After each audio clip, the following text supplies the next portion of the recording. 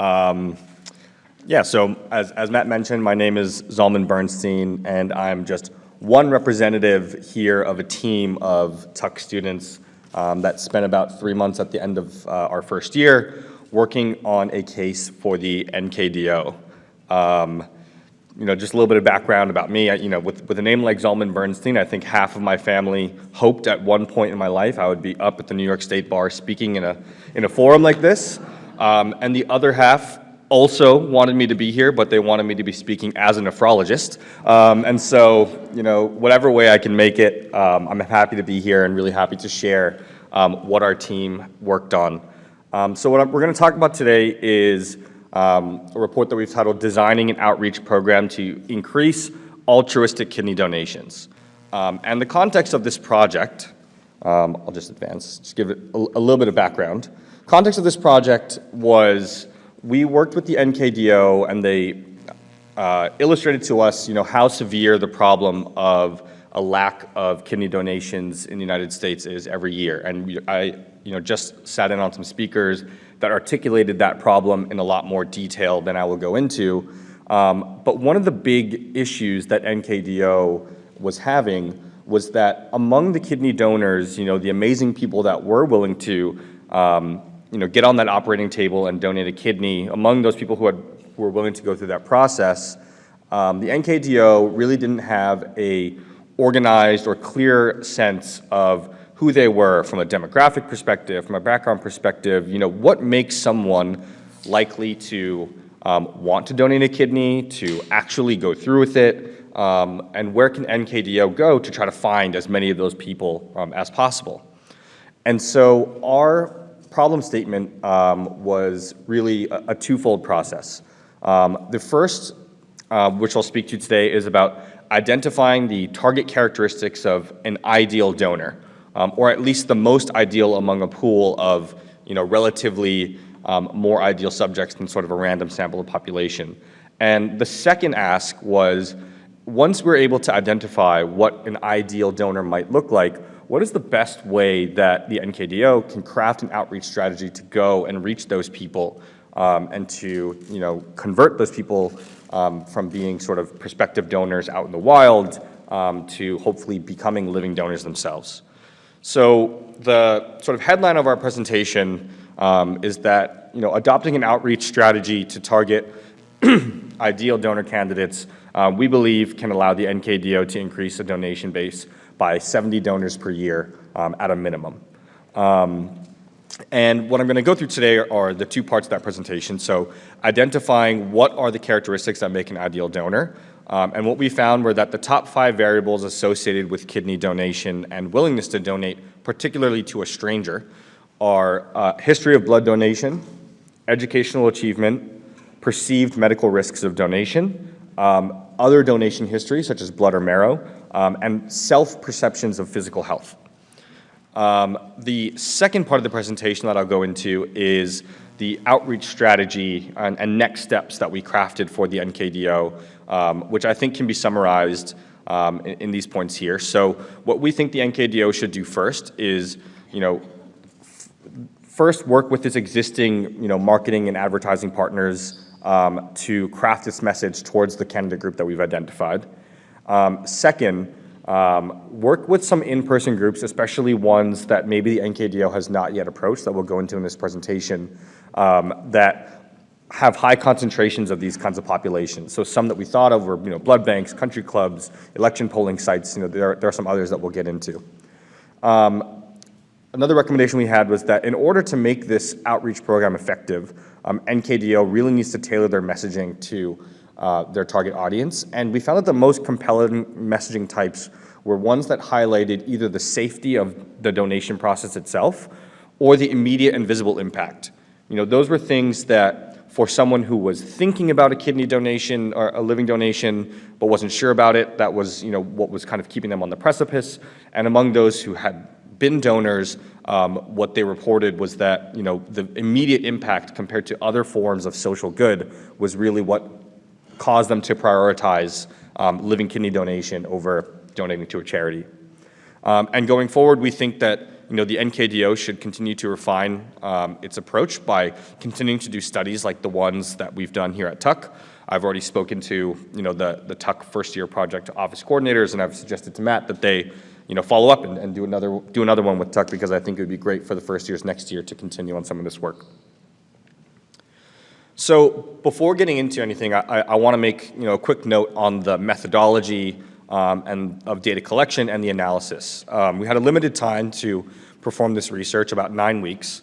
And so the data that we collected and the analysis may not be fully representative of all non-directed donors, but we think they represent a good enough first step towards understanding the target audience that we can draw some inferences. So in summary, we surveyed over 400 total respondents, including those from NKDO, and also conducted a paid survey with a randomized sample of the population.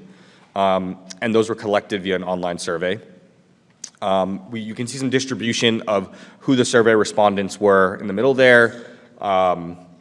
And we did see that the age skewed slightly older, with a median age of 60 years, but again, we still feel that this data is relatively representative, enough to draw insight from.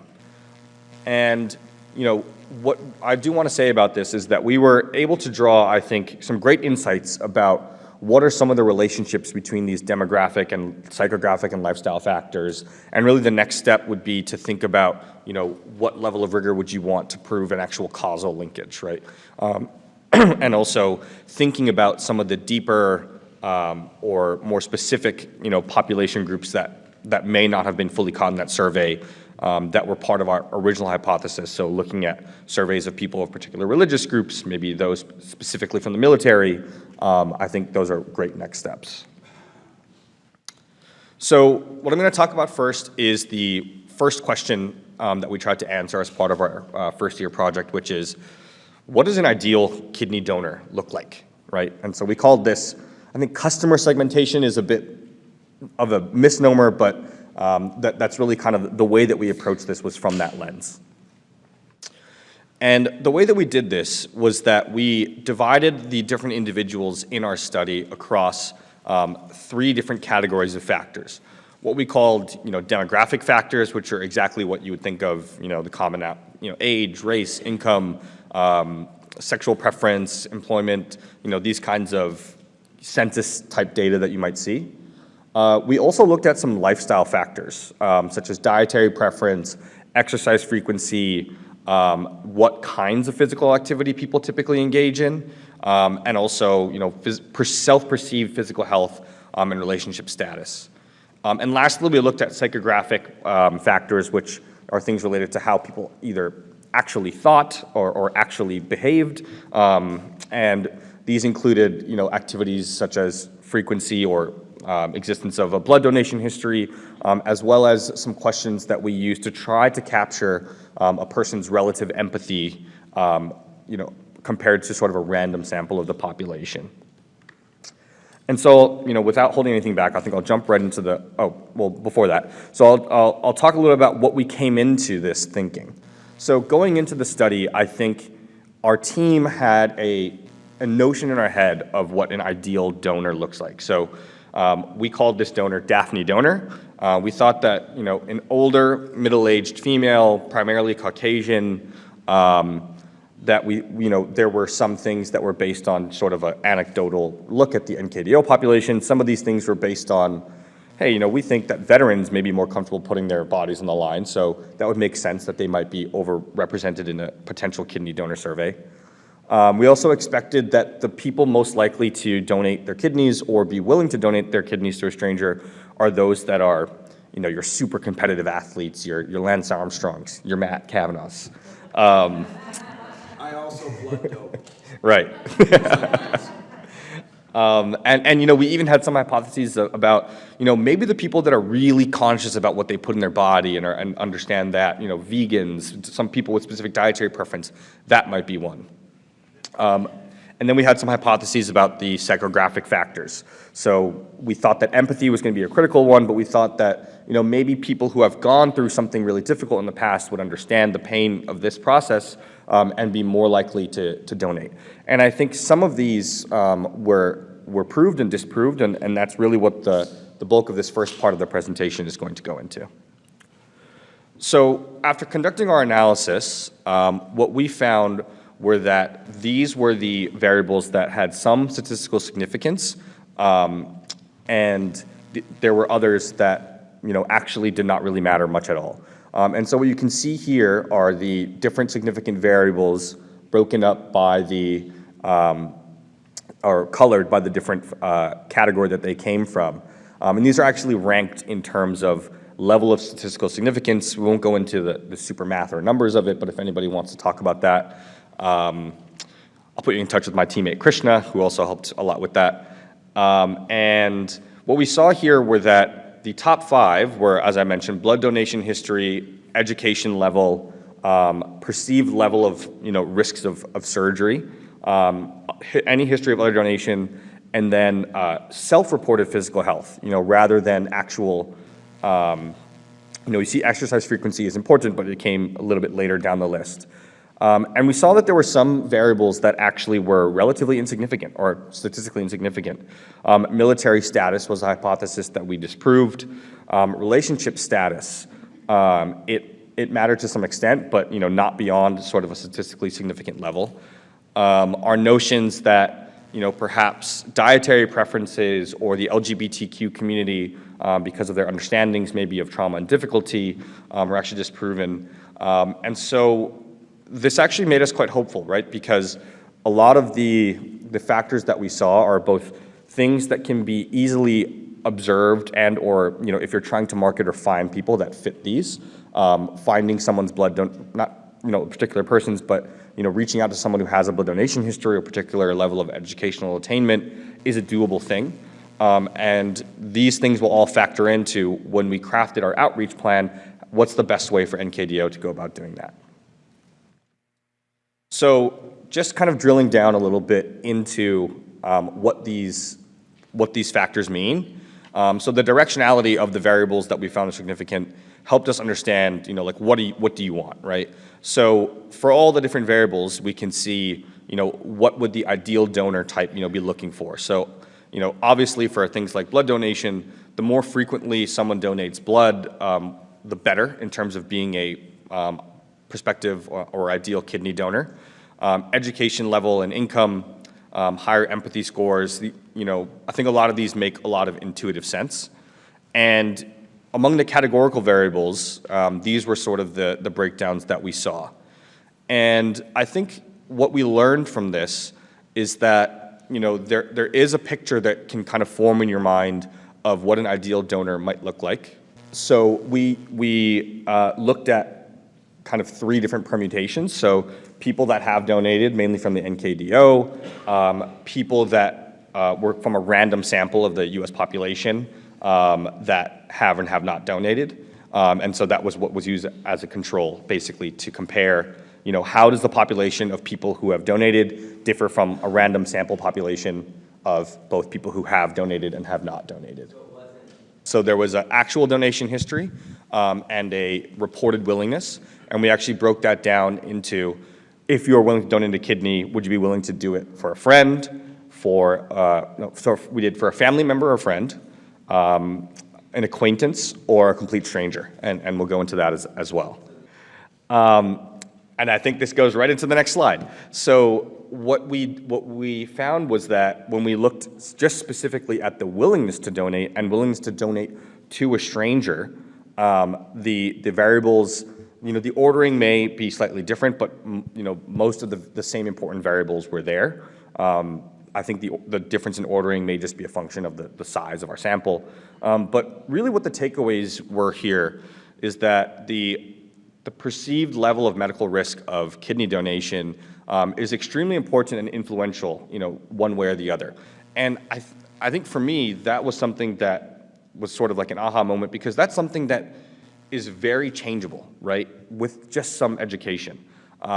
My parents are both physicians, and I should have probably known coming into this project that you can donate a kidney and still live a full life. I did not know that, right? So even someone coming from that background, can learn and understand that.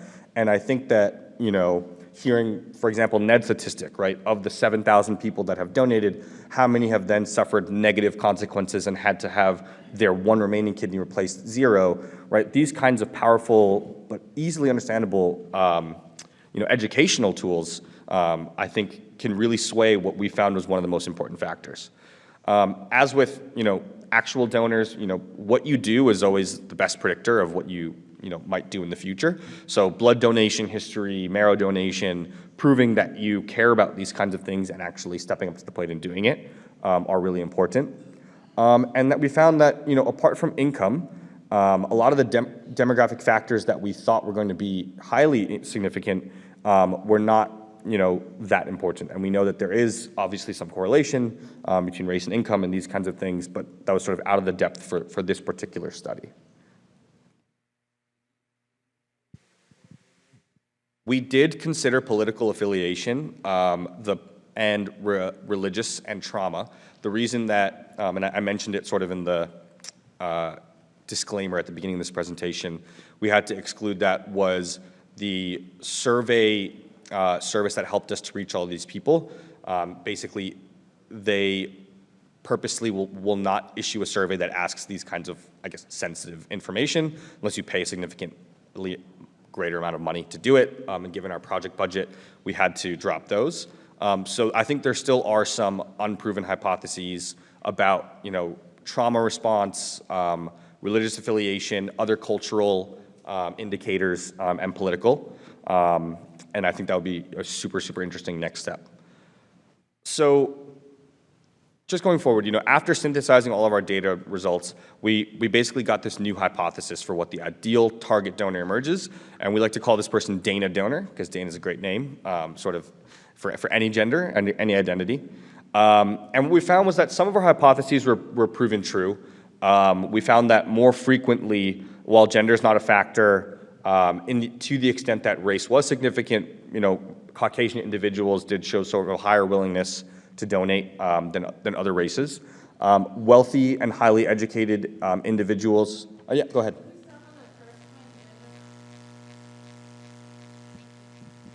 On that first point about gender not a factor, I'm not sure how that squares with actual data from UNOS and the organizations that track gender of donors, because it's over 60% women. So that's a big factor in my mind. And so I just would like you to talk to that first point of gender not a factor. Yeah, so the way that we looked at whether or not, when I say not a factor, so we looked at statistical importance above some confidence level of, I think we set it at like a 1%, level of confidence. And while gender did show up on the list, I believe, I think I have the full list maybe in the appendix. Sorry about that. Okay, so it showed up in the list of variables, but it was just relatively lower than all of these other variables that we found.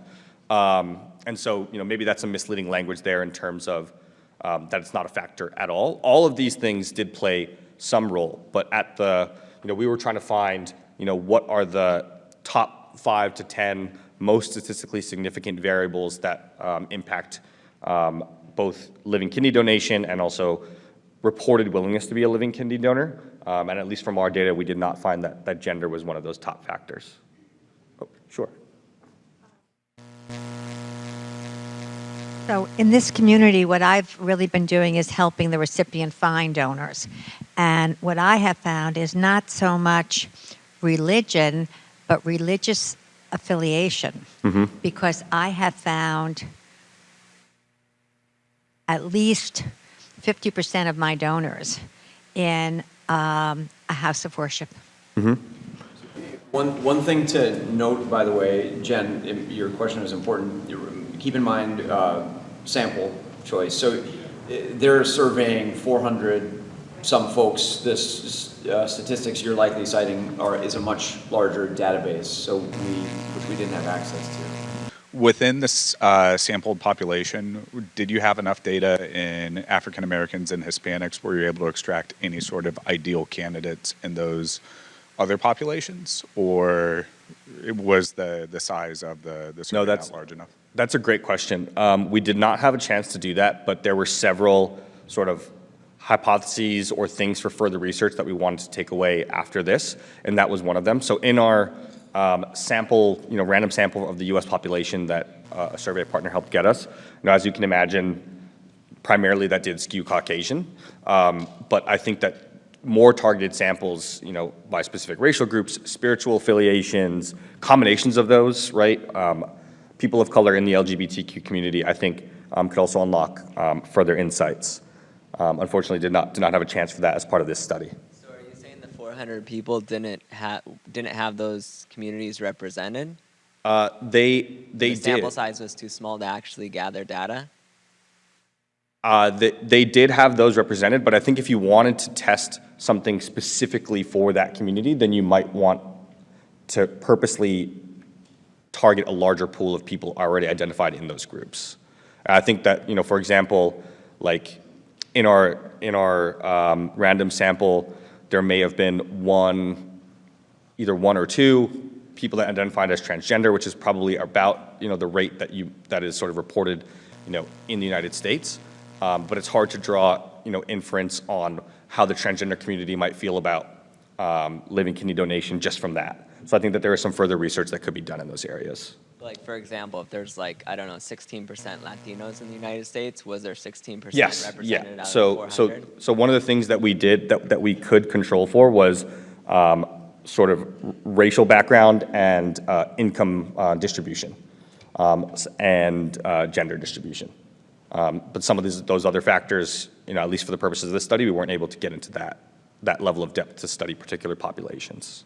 Salman, I really like the study. I just want to mention one thing. I'm a non-directed donor. Yep. I went to business school a couple of 100 miles south of Dartmouth, so I'm very familiar with statistics and Yep. metrics. Now, one of the things I think that seems to be missing is the sense of altruism. That's very hard to measure. And I'm all for all these metrics, sample size, but I think one of the key components to donation is a psychological value or preference for altruism. And do you address that at all? Yes, so if you look at this factor here, 7 empathy score, urge to help. So we were trying to figure out a good way to measure people's empathy or altruistic leanings. And there was actually a study by the psychology department, I think of the University of Toronto, that in a broader sense tried to measure people's sort of level of empathy. And we use a sample set of those questions in our survey to sort of rank people, maybe not on altruism specifically, but as sort of on a scale of 1 to, I think it was ended up being 1 to 5, what level of empathy, using this kind of methodology. And we did see that empathy scores was one of the, top 10 variables. And I think that, drilling down more deeply into, I think altruism is sort of a reason for empathy, or maybe a subset of that, I think, again, would be something super interesting to look at. I know that, in particular, in that area, Abby Marsh, is it Abby Marsh? Yeah, has done a lot of work in that field, and we did speak with her. She's at Georgetown. She is at Georgetown, yeah, and we spoke with her to try to get some input, into how we can, word these questions and put them in the survey. Thank you. Yep. It seems from my perspective, this is more about something to, compared to what? I mean, they can all influence, but compared to what you're trying to find the top Yeah. 3 or 4 or 5. And it's more of it might be more of an eye-opener, too, about what we assume out here. And it's not saying you're right or wrong. It's just that we maybe need to open our minds a little bit more. Absolutely. And I think that goes, so where we were was here, this different hypothesis. But the next point that I wanted to make after that was that we think that this ideal donor profile is a good starting point if you're going from a place of we don't really have, an organized sense of knowledge about who our donor population is and how to target people, which is where the NKDO was starting from. And a good starting point, but we think that, donor backgrounds and their stories still remain diverse. And there are people I'm sure that you know, that fall outside maybe that characteristic. And we went out and spoke to some people that purposely, were not, in sort of those top 5 or 6 brackets, right? So people who were younger, we spoke to some African American and Latino, like a young Latino donor who was not from a high educational or wealth background, and got some quotes, things like that. So we tried to look outside and see, of the things that we're missing, where are those people's stories? And some of the quotes that we found, I think, really informed what our takeaways are in terms of, yes, it's great to have a somewhat better understanding of an ideal donor profile, but what do you do with that, right? Like, how do you reach people, and what's driving it?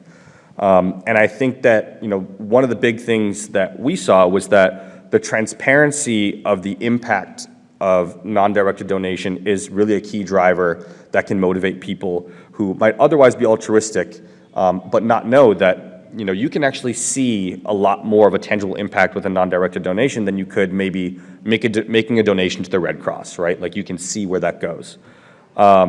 We also saw that, in our research, that some of the communications online, or just research, if you go and look up, non-directed or kidney donation, are, very complex, and that it makes it hard for people to understand both that the impact is great, but also that the medical risk may be a lot lower than they perceive.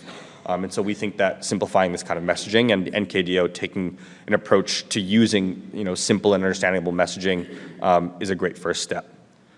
We think that an ideal donor profile may exist, but we definitely think that there's, this is by no means the only source of donors. And so we didn't look at it as a way to screen out people, but really to, given a limited budget and limited resources to focus on, where can the NKDO start? And the last thing that we recommended was that a lot of what's really compelling about, a donation is the story of it. And what we heard when we spoke to people through surveys was that it was less the research that they did, and less, this person said, medical statistics don't really do anything for me, but they spoke to someone who, framed it in a better way and told their story, and that's a really compelling driver. And doing that kind of comparative analysis. But in our outreach plan, you can see that there are some, we did do some research as to where we could find these pockets of population that meet our criteria. But we didn't sort of do it as a comparative, what should you do, rather than your existing activities. Okay, but where are those groups of people, right? Like, what do we do right now? Sure, yeah. Okay, so basically we've got three takeaways from this and activities. So refocusing your targeting efforts, developing messaging, and continuing research. So we spoke with, I believe, NKDO already collaborates with an ad agency, and we saw the types of, or really the lack of targeting that they were doing in terms of like Google and Facebook ads. Really simple fix, give them this data and say, at least start filtering by age, gender, location, these kinds of things. In terms of the messaging, we wanted to develop and test different kinds of outreach that we can then, work through to kind of get the optimal impact. And lastly, we think that, a blend of both online and in-person advertising and outreach is a great way to go. And to a lot of your questions, I think this third pillar will really ring true, continuing to do, this kind of research, right? Like we I think, shed some light on a very small corner of the problem.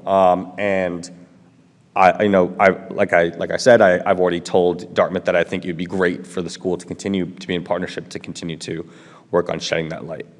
So, yeah, go ahead.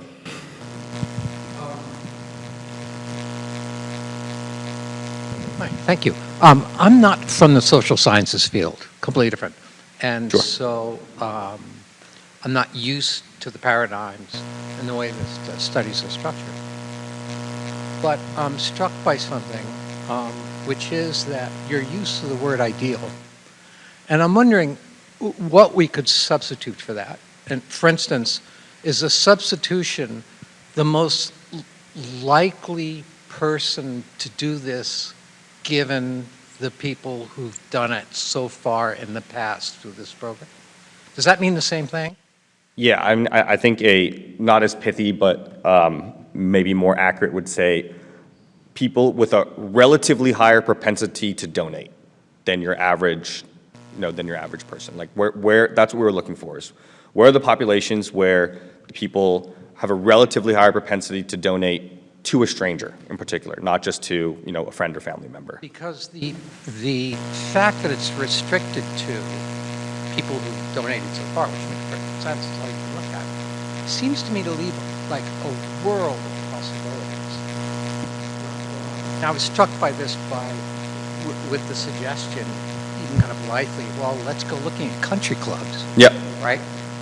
Versus, say, the communities represented by black churches in this country, which have had a profound impact on those communities, on social justice in their arenas of health, improvement, care, and everything else. A demonstrated capability of empathy and being willing to act on it.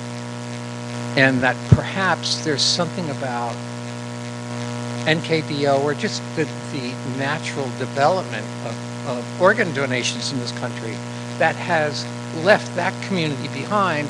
And so as we look back to see what our possibilities are, we're blinded by the social inequities that have kept whole communities and potentially really valuable communities out of our consideration.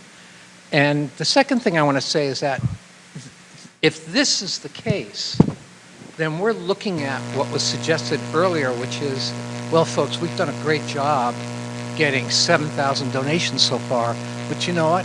It doesn't mean a thing in the face of the problem. Yeah. And so I'm going to suggest that this kind of approach might be just as faulty or even worse in that we need to look elsewhere perhaps for potential versus the limited ways in which we've done this so far. No, that's certainly I think fair criticism and a good way of looking at the problem. I think whenever we're using these kinds of demographic factors as a sort of rough way of trying to find profiles, there are problems with correlation, right? Like there just tends to be a lot of correlation between income, age, race, these kinds of things. To the extent that we could in our analysis, we tried to correct for those, but I think what you're saying is perfectly valid, that there probably are communities that were excluded both from this survey and maybe just from the way that we're asking this question that would be potential great sources for donation. Are these the results, or are you continuing with this project? Is this like midway through, or this is it? So for our team, it's just a project for us at the end of our first year.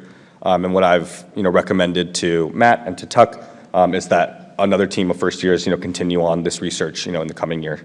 So I'm a dialysis patient. I'm planning on doing my campaign for a kidney donor this summer. Great. I'm starting it out, and I really wanted to know, and it seems like some of it is answered on the slide, but I wanted to know, what are the best points to engage, or the best points of contact to engage, the Dana donor types. So, for example, what kinds of media? I started out handing out flyers. Is there a particular series of events, or a silver bullet, or just some sort of, I guess, the most receptive outlets to engage them? Silver bullet, I don't know about, but some of the great things that we saw were certainly organizations where people are demonstrating a history of volunteerism.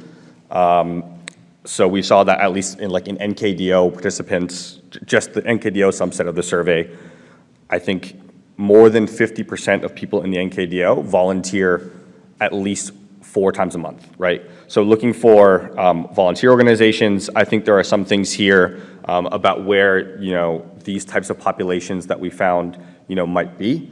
I don't know if it's easy to walk into a country club and ask someone for a kidney, but I think certainly, what we would prefer to do is give this over to the NKDO so that they can help you source that, so that you don't have to be the one knocking on doors to do that. is probably the best way. And, really, really hope that your journey ends with success really, really soon.